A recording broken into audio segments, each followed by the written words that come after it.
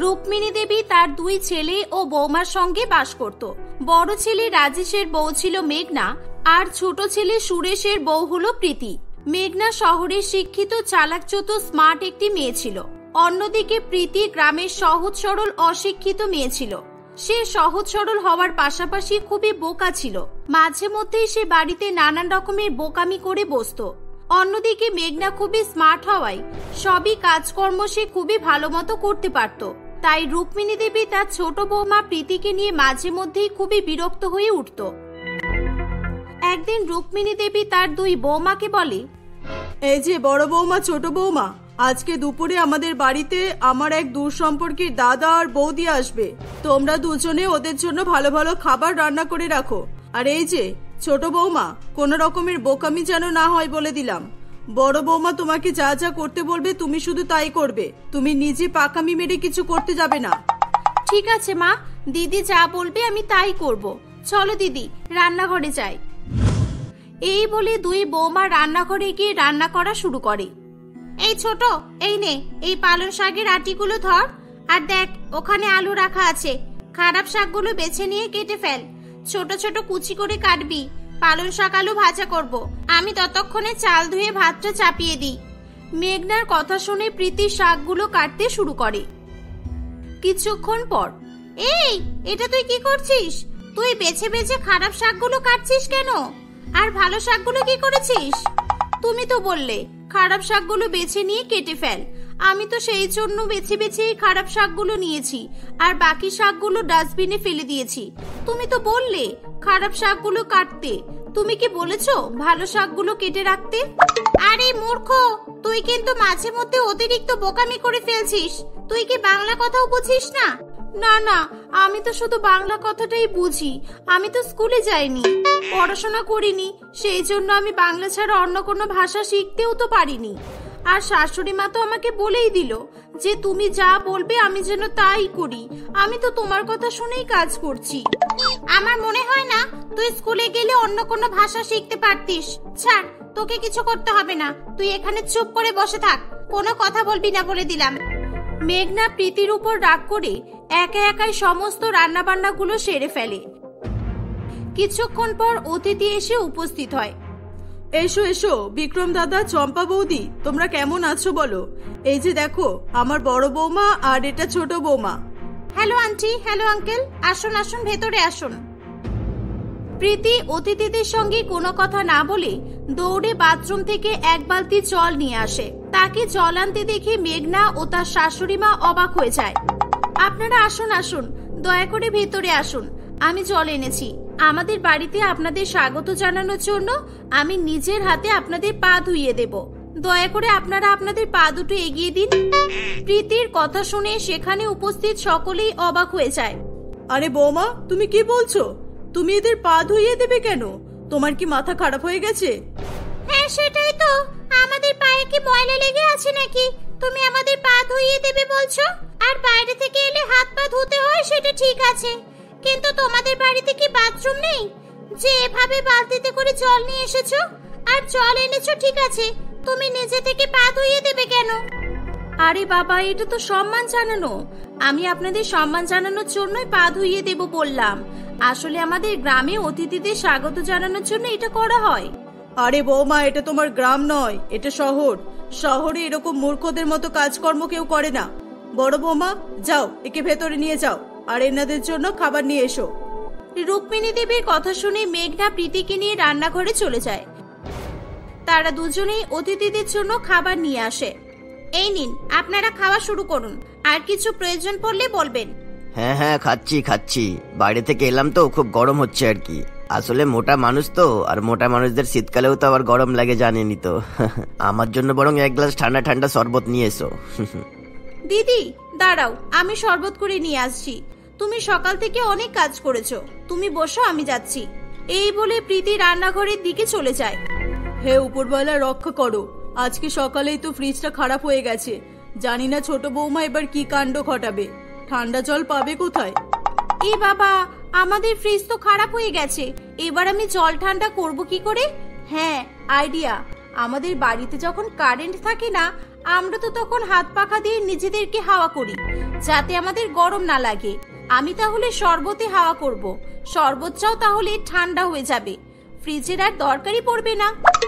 এই বলে প্রীতি নরমাল জল দিয়ে শরবত তৈরি করে এবং হাত পাখা দিয়ে শরবতের গ্লাসে অনবরত হাওয়া করতে থাকে।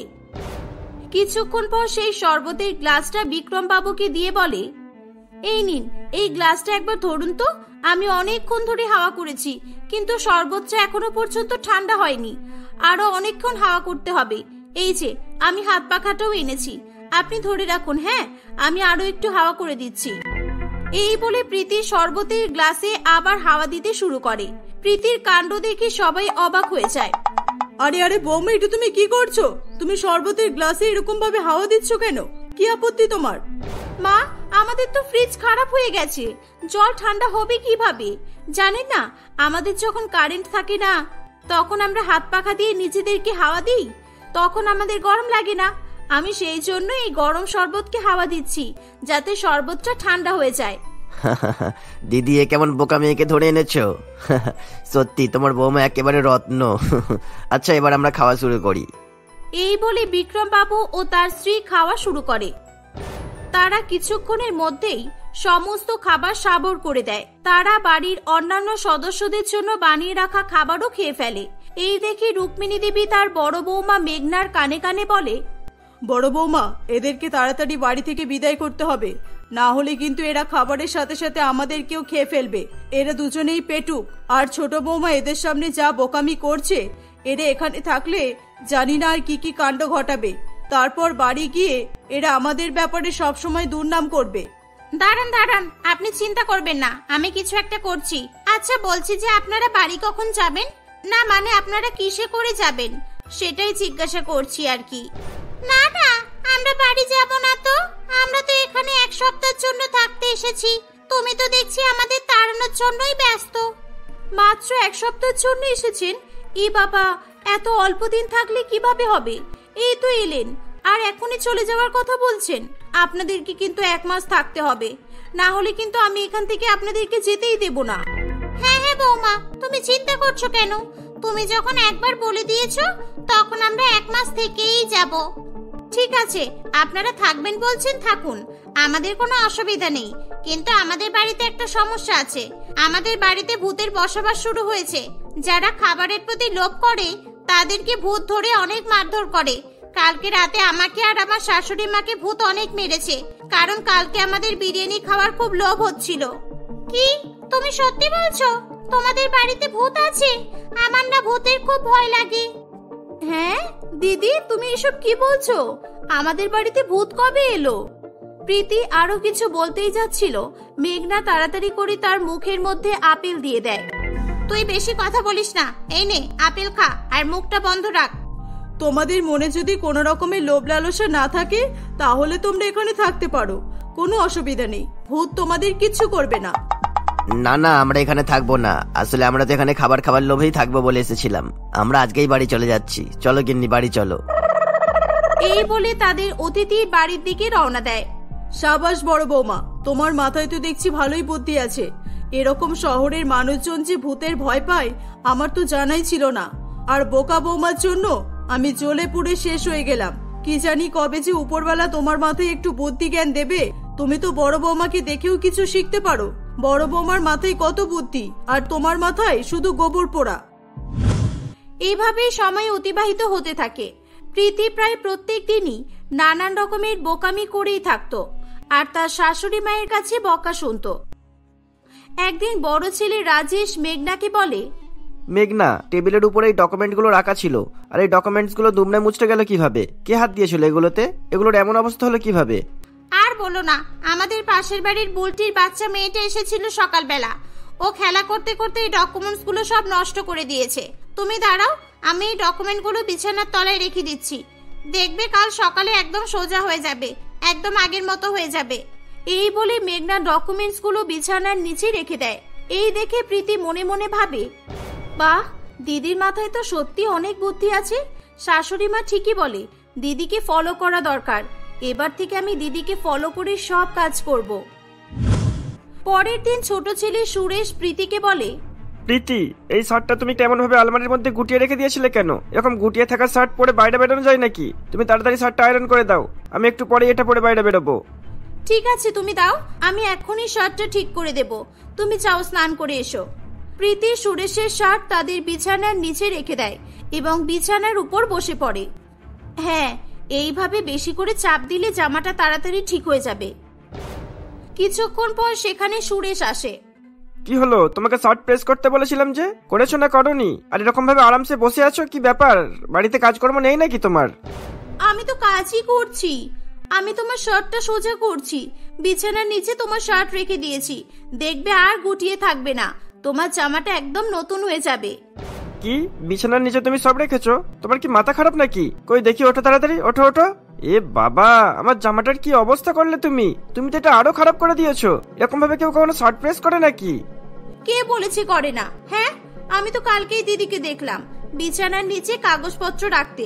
কাগজপত্রগুলো একদম গুটিয়ে ছিল, দুমড়ে মুচড়ে গিয়েছিল জানো। বিছানার নিচে রাখতেই সব একেবারে সোজা হয়ে গিয়েছিল, সেই জন্যই তো আমি দিদির মতোই। চুপ করো, বোকামির একটা সীমা থাকা দরকার। সরো এখান থেকে, পুরো মুডটাই নষ্ট করে দিলে। সুরেশের চেঁচামেচির আওয়াজ শুনে সেখানে বাড়ির বাকি সদস্যরাও চলে আসে। প্রীতির বোকামি দেখে সবাই তাকে অনেক কথা শোনায়। প্রীতিকে অনেক বকাবকি করার পর সবাই যে যার মতো কাজে লেগে পড়ে। রুক্মিণী দেবী সকলের জন্য পকোড়া ভাজতে শুরু করে।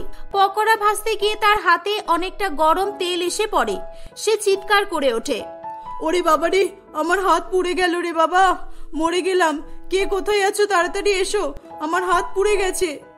এ বাবা, আপনার হাত পুড়ে গেল কিভাবে? তাড়াতাড়ি আসুন, হাতটা জলের মধ্যে চুবিয়ে রাখুন, আরাম পাবেন। আর আমি ডাক্তারকে ফোন করে দিচ্ছি। আরে না না দিদি, হাতে তেল পড়েছে, হাত পুড়ে গেছে, জলের মধ্যে হাত দিলে হাতে ফোসকা পড়ে যাবে। হাতে জল দিও না, আমি এক কাজ করছি, আমি আলু কেটে মায়ের হাতের উপর দিয়ে দিচ্ছি, দেখবে জ্বালা যন্ত্রণা খুব তাড়াতাড়ি কমে যাবে। দেখ, এখন কিন্তু বোকামি করার সময় নয়, ঠান্ডা জলে হাত দিলে শাশুড়ি মা আরাম পাবেন। তুই আবার নতুন করে কি বোকামি শুরু করেছিস? আমি বোকামি করছি না দিদি, আমাকে আমার কাজ করতে দাও, তুমি ডাক্তারকে ফোন করো। এই বলে প্রীতি একটা আলু নিয়ে পাতলা পাতলা করে কেটে তার শাশুড়ি মায়ের হাতের উপর রেখে দেয়। এর ফলে কিছুক্ষণের মধ্যেই তার শাশুড়ি মা হাতের জ্বালা যন্ত্রণা থেকে খুবই আরাম পায়। কিছুক্ষণ পর সেখানে ডাক্তার আসে। আপনার হাত তো অনেকটাই পুড়ে গেছে। যাক, ঘরোয়া পদ্ধতি অ্যাপ্লাই করে খুবই ভালো করেছেন। আলু কেটে হাতে না দিলে হাতে ফোসকা পড়ে যেত, যার ফলে আরো বিপদ হতো। আর হাত জলের মধ্যে না দিয়ে আরো ভালো করেছেন। ডাক্তার রুক্মিণী দেবীকে কিছু ওষুধ এবং মলম লিখে দিয়ে চলে যায়।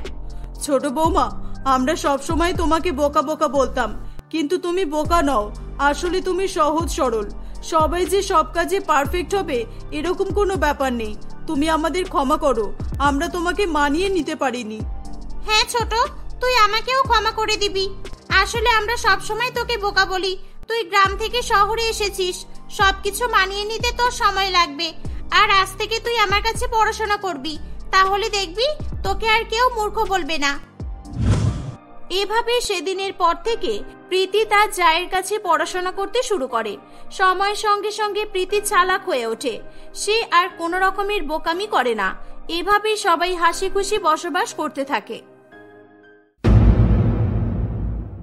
কবিতা এবং তার শাশুড়ি মা পদ্মা দেবী আরজিকর হসপিটালের সামনে ঠেলা গাড়িতে করে ডাল ও ভাত বিক্রি করে। তাদের জীবন খুবই দুঃখ কষ্টের মধ্যে দিয়ে কাটছিল। তারা পরিস্থিতির শিকার হয়ে হসপিটালের সামনে ডাল ভাত বিক্রি করা শুরু করেছিল। 1 বছর আগের কথা। এই, তোরা কে কি খাবি তাড়াতাড়ি অর্ডার কর, আমার তো খুব খিদে পাচ্ছে। ওয়েটার কোথায় বলতো? এই রেস্টুরেন্টটা বেশি বড় নয় তাই না? বাইরে থেকে দেখে বেশ বড় মনে হয়েছিল, এখানে বেশি ওয়েটার নেই মনে হচ্ছে। ওই তো ওয়েটার। এই যে, তোমাকে কে ঢুকতে দিয়েছে এখানে? যাও, বেরিয়ে যাও এখান থেকে। এরকম নোংরা পোশাক আশাক পরে তুমি রেস্টুরেন্টে খেতে এসেছো নাকি রেস্টুরেন্টে ভিক্ষা করতে এসেছো? যাও, বাইরে যাও, তোমাকে দেখেই সবাই পালিয়ে যাবে, আর তখন আমার মালিক আমাকে বকবে। ঠিক সেই সময় সেখানে ওই রেস্টুরেন্টের মালিক রমেন চলে আসে। সাগর, তুমি এই গরিব লোকটির সঙ্গে এভাবে ব্যবহার করছো কেন? তুমি গরিবদের এভাবে অপমান করবে, তাও আবার আমার রেস্টুরেন্টে? এটা আমি কখনোই মেনে নিতে পারবো না। আজকের পর থেকে আমি যদি কোনোদিনও দেখেছি গরিবদের সঙ্গে এরকম ব্যবহার করতে, এরপর কিন্তু ভালো হবে না, আমি বলে দিলাম। এই যে, আপনি বসুন, এখানে বসুন। কি খাবেন অর্ডার করুন, কোনো চিন্তা নেই, আপনাকে কোনো টাকা দিতে হবে না, আপনি পেট ভরে খেয়ে যাবেন। কেমন? রেস্টুরেন্টের মালিক রমেনের এরকম সৎ ব্যবহার দেখে কবিতা খুবই মুগ্ধ হয়। কবিতা সেদিনই রমেনকে খুব পছন্দ করে ফেলে। কবিতা একভাবে রমেনের দিকেই তাকিয়েছিল। কবিতা তার বাবা মনোহর বাবু এবং মা সুস্মিতা দেবীর সঙ্গে বাস করত। মনোহর বাবু একজন অনেক বড় ইন্ডাস্ট্রিয়ালিস্ট ছিল। সেই শহরের মধ্যে গণ্যমান্য ব্যক্তিদের মধ্যে সে অন্যতম ছিল। সেদিন কবিতা তার জন্মদিনে তার বন্ধুদের নিয়ে তাদের কলেজের কাছেই অবস্থিত রমেনের রেস্টুরেন্টে গিয়েছিল। আপনারা ওয়েটারকে ডাকছিলেন তখন থেকে? সরি, আসলে আজকে রেস্টুরেন্টে একটা ওয়েটার কাজে আসেনি, সেই জন্য একটু প্রবলেম হয়ে যাচ্ছে। আপনারা আমাকে অর্ডারটা দিয়ে দিন, আমি এই রেস্টুরেন্টের মালিক হওয়ার সঙ্গে সঙ্গে ওয়েটারেরও কাজ করি। রমেনের কথা শুনে কবিতা তার প্রতি আরো মুগ্ধ হয়ে যায়। কবিতা এবং তার বন্ধুরা খাবার অর্ডার করে। সবাই মিলে একসঙ্গে খাওয়া দাওয়া করার পর সেখান থেকে চলে যায়। কবিতা বাড়িতে গিয়েও শুধু রমেনের কথাই মনে করতে থাকে। সে পরের দিন আবার রমেনের রেস্টুরেন্টে যায়। প্রত্যেক দিন রমেনের রেস্টুরেন্টে যাওয়া আসা করতে করতে রমেনের সঙ্গে কবিতার বন্ধুত্বের সম্পর্ক গড়ে উঠেছিল। ধীরে ধীরে তাদের এই সম্পর্ক আরো গাঢ়ত্ব লাভ করে এবং কবিতা রমেনকে বিয়ে করবে বলে ঠিক করে। তাই সে তার বাবা মাকে রমেনের ব্যাপারে জানায়। রমেনের কথা শুনেই কবিতার বাবা মা দুজনেই খুব রেগে যায়। অসম্ভব ব্যাপার, তুমি ভাবলে কি করে এরকম একটা গরিব ছেলের সঙ্গে তোমার বিয়ে দেব? তুমি আমার মেয়ে, শহরের বড় ইন্ডাস্ট্রিয়ালিস্ট মিস্টার মনোহরের মেয়ে। তুমি নিজের স্ট্যাটাসের কথা ভুলে যাচ্ছ। আমি কিছুতেই ওই ছেলের সঙ্গে তোমার বিয়ে দেব না। তুমিও শুনে নাও বাবা, আমি ওই ছেলেকেই বিয়ে করব। হ্যাঁ মানছি রমেন বড় লোক নয়, ও একটা ছোট রেস্টুরেন্টের মালিক, কিন্তু বাবা ওর যা ইনকাম তাতে আমি ওর সঙ্গে খুব ভালোভাবেই থাকতে পারবো। আমার কোনো অসুবিধা হবে না। আর সবচেয়ে বড় কথা, রমেন খুবই সৎ আর ভালো ছেলে। আমি জীবনে এরকমই একটা ছেলেকে চেয়েছিলাম। না, কখনোই না। ওরকম একটা ছোট রেস্টুরেন্টের মালিকের সঙ্গে তোমার বিয়ে আমি কখনোই দেব না। আমি আমার এক ইন্ডাস্ট্রিয়ালিস্ট বন্ধুর ছেলের সঙ্গে তোমার বিয়ে দেব। ওরা কোটি কোটি টাকার মালিক, ওদের বাড়িতে তুমি খুব সুখে থাকবে। আর তাছাড়া ওই রমেনের সঙ্গে তোমার কোনো ফিউচার নেই। তুমি একবারও আমার মান সম্মানের কথা ভাবছো না। সবাই কি বলবে এত বড় ইন্ডাস্ট্রিয়ালিস্টের জামাই একটা গরিব রেস্টুরেন্টওয়ালা? কবিতা তার বাবা মাকে অনেক বোঝাতে থাকে, কিন্তু তার বাবা মা কিছুতেই রমেনের সঙ্গে তার বিয়ে দিতে রাজি হয় না। তাই কবিতা একদিন বাধ্য হয়ে বাড়িতে কিছু না জানিয়ে রমেনের সঙ্গে বিয়ে করে নেয়। বাবা, আমি রমেনকে বিয়ে করেছি। তুমি আমাদের আশীর্বাদ করো যাতে আমরা সারা জীবন সুখে থাকতে পারি। না, কোনোদিনও না। আমি তোমাদের অভিশাপ দিলাম, তোমরা কোনোদিনও ভালো থাকতে পারবে না। কবিতা, তুমি এই গরিব ছেলেটাকে বিয়ে করে খুব ভুল করেছো। একদিন দেখবে তুমি এই ছেলেটাকে ছেড়ে আবার নিজের বাড়িতে ফিরে আসবে। তুমি পরে আমার কথা মিলিয়ে নিও, এই আমি বলে দিলাম। কবিতা কোনো কথা না বলে রমেনকে নিয়ে সেখান থেকে চলে যায়। কবিতা রমেন এবং তার মায়ের সঙ্গে হাসি খুশি সংসার করতে থাকে। ওদিকে মনোহর বাবু কিছুতেই কবিতার বিয়েটা মেনে নিতে পারছিল না। তাই সে মনে মনে একটা ফোন দিয়ে আটে। সে যে কোনো উপায়ে রমেনকে নিঃস্ব করে দিতে চাইছিল, যাতে করে কবিতা রমেনকে ছেড়ে দেয়। তাই সে কয়েকটা লোক লাগিয়ে রমেনের রেস্টুরেন্টে আগুন লাগিয়ে দেয়। এভাবে ভেঙে পড়লে হবে না রমেন, তোমাকে অন্য কোনো উপায় বের করতে হবে। এখন তো আমাদের কাছে অত টাকা নেই যে আমরা এখনই রেস্টুরেন্টটা আবার তৈরি করতে পারবো। তুমি বরং ঠেলাগাড়ি করে খাবার বিক্রি করো। রমেন আর কোনো উপায় না পেয়ে কবিতার কথা মেনে নেয় এবং সে পরের দিন থেকেই ঠেলাগাড়ি নিয়ে ভাত রুটি এবং আরো নানান রকমের খাবার বিক্রি করতে শুরু করে। রমেনের ইনকাম আগের তুলনায় অনেকটাই কমে গিয়েছিল, কিন্তু তবুও তার দুঃখের সময়ে কবিতা সব সময় তার পাশে থাকে। অনেক দুঃখ কষ্টের মধ্যেও তারা সুখে থাকার চেষ্টা করত। ভেবেছিলাম ওই রেস্টুরেন্টটা শেষ করে দিলে আমার মেয়ে হয়তো টাকা পয়সার অভাব বুঝতে পেরে আমার কাছে ফিরে আসবে, কিন্তু সেটা হলো না। আমাকে অন্য উপায় ভাবতেই হবে। মনোহর বাবু এই বলে তার চেনা পরিচিত একটা গুন্ডাকে ফোন করে। বেশি কিছু করতে হবে না, তুমি শুধু ওই রমেনের দুটো পা ভেঙে গুড়িয়ে দেবে, যাতে আর কোনো রকমের কাজ না করতে পারে। পরের দিনই কয়েকটা গুন্ডা রমেনকে খুব মারধর করে। রমেনকে মেরে মেরে তারা আধমরা করে দিয়েছিল। আশেপাশের কয়েকটা লোক রমেনকে লোকাল হসপিটালে ভর্তি করে। খবর পাওয়া মাত্রই কবিতা এবং তার শাশুড়ি মা হসপিটালে পৌঁছায়। ওনার অবস্থা খুবই ক্রিটিক্যাল। ওনার দুটো পা একেবারে ভেঙে চুরমার হয়ে গেছে। শুধু তাই নয়, ওনার মাথায় ভারী কোনো জিনিস দিয়ে বারবার করে আঘাত করা হয়েছে, তাই ওনার মাথার কয়েকটা শিরা কেটে গেছে। ওনার ব্রেনের অপারেশনের জন্য 20 লক্ষ টাকার প্রয়োজন। অপারেশনটা খুবই জরুরি। 20 লক্ষ টাকা? এত টাকা তো আমাদের কাছে নেই ডাক্তার বাবু। আপনি দয়া করে আমার স্বামীকে বাঁচান। আপনি অপারেশনটা করে দিন, আমরা আস্তে আস্তে আপনার টাকা দিয়ে দেব। না, এভাবে হয় না। আপনারা টাকা জোগাড় না করা পর্যন্ত আমি কোনো কিছুই করতে পারবো না। আর তাছাড়া এনার এখনো 2-3 মাস ট্রিটমেন্ট চলবে, এনাকে হসপিটালেই রাখতে হবে। আপনারা টাকা জোগাড় করা শুরু করে দিন। যত তাড়াতাড়ি টাকা জোগাড় করতে পারবেন ততই ওনার ভালো হবে।